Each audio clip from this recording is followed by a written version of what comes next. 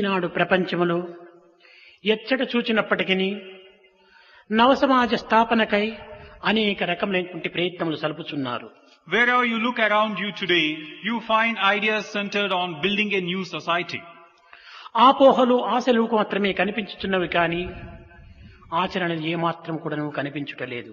There are these ideas and ideals, no doubt, but things to put these into practice are not easy to see. నిత్య జీవిత అవసరాలు,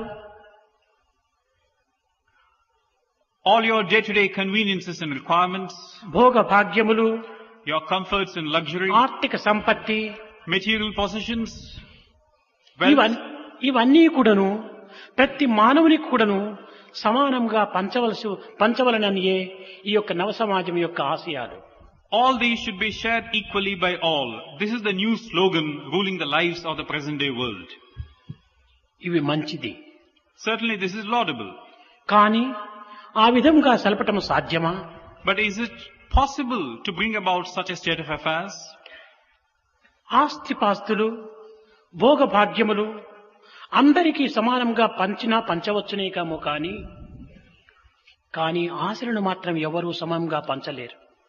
It might be possible though to share and distribute your wealth, your material possessions, your comforts and luxury. But is it possible to share and distribute equally your hopes and aspirations?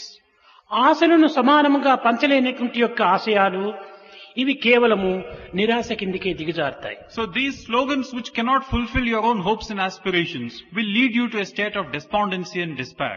సమాజ వాదన ముఖ్యమైనటువంటిది. కానీ ఈ సమాజ వాదనతో పాటు భగవంతుని ఉనికిని కూడాను గుర్తించడం అత్యవసరం. It is certainly necessary and maybe also laudable that you look to the society in terms of benefiting them, but you should not forget God. కారణమేమనగా మానవుని యొక్క తిండి తీర్థములు, the reason is that man's requirements in terms of food ఎక్కడి నుండి and water, పుట్టుచున్నవో, where are they coming from? సర్వజీవులు ఎక్కడి నుండి ఆవిర్భవించుచున్నవో, Where are all these different life forms emanating from? సమస్త పదార్థములకు ఏది మూలాధారమో, What is it that is the basis for all these things that ఆ are around you? శక్తిని భగవంతుడు అని విశ్వసిస్తూ వచ్చారు.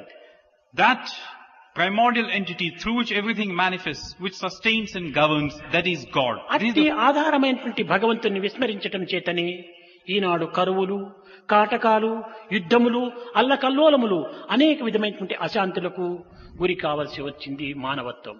You have forgotten such a God, the giver and protector. So it is that today man is up against scarcity, wars, chaos, agitations, trouble and whatnot.